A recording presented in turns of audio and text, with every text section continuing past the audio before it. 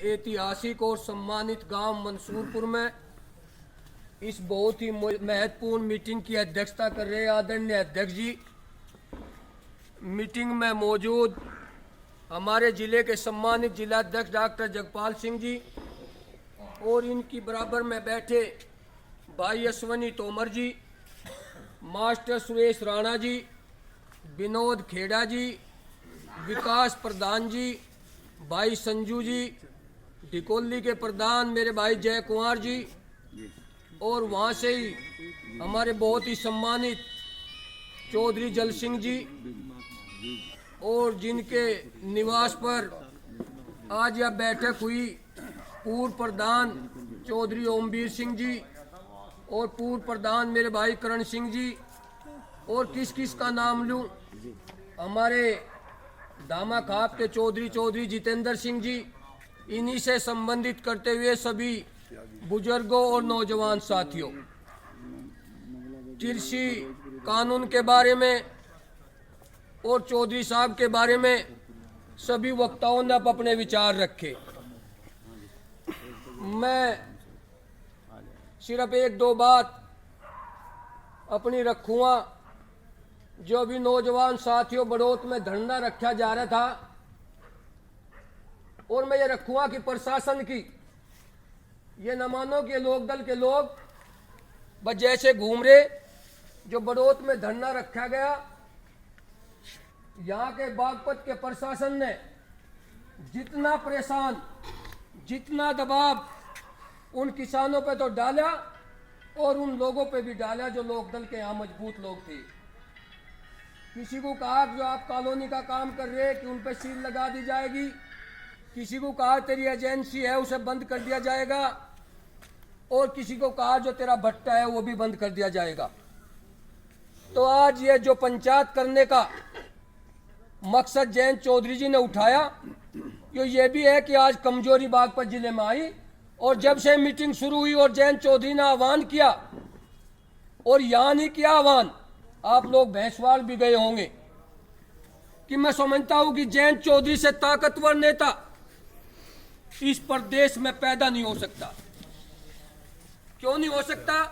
कि भैंसवाल के अंदर प्रशासन ने कहा कि यहाँ धारा 144 है, यहाँ मीटिंग नहीं कर सकते, और जयंत चौधरी ने भरी मीटिंग में कहा कि योगी जी आपका माथा बहुत चौड़ा और इस पर लिख लो धारा 144। जयंत चौधरी आज यहाँ भी आएगा और कल अमरोहा जाएगा और उसके बाद बुलंदशहर जाएगा।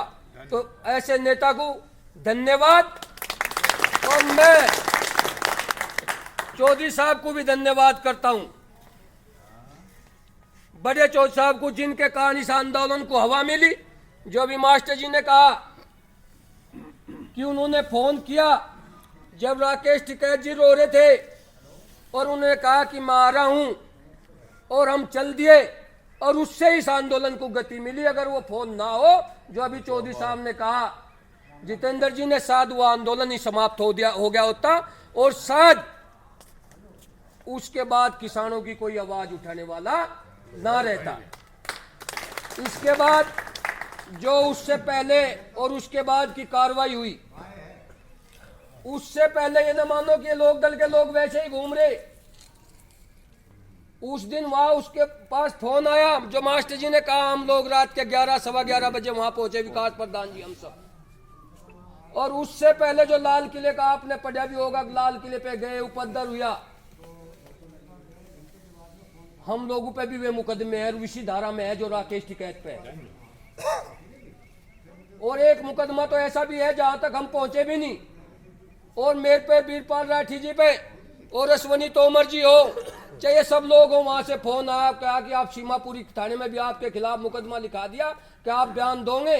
हमने कहा हम फांसी तुड़वा सकते हैं, हमें कोई बयान की परवाह नहीं, आप चाहे हमारे पे एनएस से लगाओ। राष्ट्रीय लोकदल जिंदाबाद, राष्ट्रीय लोकदल जिंदाबाद। और मैं एक बात और मीटिंग में कहूंगा, सब समझदार लोग हैं, बीजेपी का दोहरा चरित्र, ये युवा साथी मैं इनसे निवेदन कर रहा, क्या लिखा, अपराध मुक्त जिला बागपत या अपराध मुक्त भय मुक्त समाज।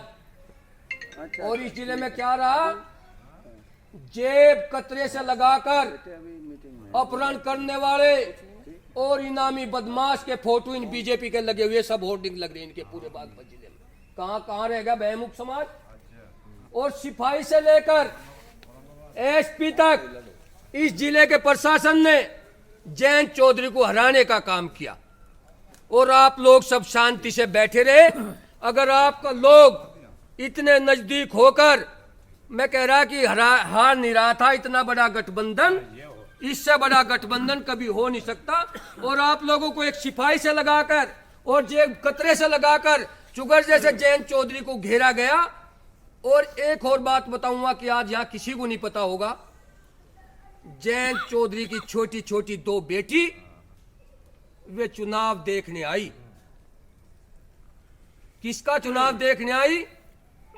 वे सुनती होंगी अपने बाबा की कहानी कि आपके बाबा ने जैसा पहले कहा कि आपके बाबा के वहां से उड़ीसा का मुख्यमंत्री बनता था बीजू पटनायक, पंजाब का मुख्यमंत्री बनता था प्रकाश सिंह बादल, हरियाणा का मुख्यमंत्री बनता था चौधरी देवीलाल, और बिहार का मुख्यमंत्री बनता था कर्पूरी ठाकुर, और गुजरात का मुख्यमंत्री बनता था वो चिम्मन भाई पटेल, और उड़ीसा का मुख्यमंत्री बनता था बीजू पटनायक, और यूपी का मुख्यमंत्री बनता था राम नरेश यादव।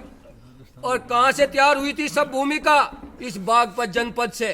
और वे छोटी छोटी बेटी उस दिन देखने आई थी कि आपका पिताजी या वह भूमि जहां बागपत जिला, जहां का नाम होता था पूरी दुनिया में, वहां से चुनाव में जाएंगे। और वे छोटी छोटी बेटी, उन पे क्या बीता होगा जब शाम को उनको जबरदस्ती चुनाव हरा दिया गया और वे किस तरह घर तक पहुंची होंगी।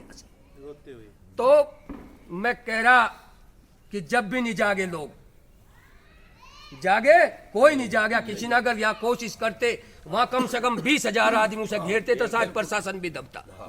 उसके बाद मैं एक और बात कहूंगा खुले उससे, हो सकता है चौधरी साहब भी मेरी बात का बुरा मानने। चौधरी साहब सबके आंसू पहुंचने का काम करें। कई बार टिकैत पे भी आपत्ति आई, हरेंद्र मलिक पे भी आपत्ति आई, यहां अजीज ताक पे भी आपत्ति आई, अब राकेश टिकैत पे भी आपत्ति आई। पर ऐसा नहीं होना चाहता जब चौधरी साहब भर के आंसू निकले और उन पर लोग हंसे। हम तो सबके आंसू पहुंचे और जिनके हम आंसू पहुंचे वे लोग चौधरी साहब के आंसू पे हंसे। मेरी बात समझ रहे होंगे? तो ऐसा नहीं होना चाहिए। तो मेरा निवेदन है, जो हो लिया, मैं बहुत छोटा सा कार्यकर्ता, मैं निवेदन करके कह रहा कि अपना गांव है, जो हो लिया। आप सब मिलकर युवा साथियों से जयंत चौधरी के हाथ मजबूत करें और जो मतभेद है उसे दूर करें। और ये सर समाज का नेता है जयंत चौधरी, इन आगे बढ़ाने का काम करें। इसी के साथ जय हिंद, जय भारत, जय राष्ट्रीय लोकदल, जय राष्ट्रीय लोकदल जिंदाबाद, जयंत चौधरी जिंदाबाद, सुरेश मलिक जिंदाबाद। अब मैं निवेदन करूंगा अपने बागपत जनपद के जिलाध्यक्ष डॉक्टर जगपाल जी से, वे आए और वे भी सभा को संबोधित करें। आदरणीय आज की सभा के सम्मानित अध्यक्ष जी,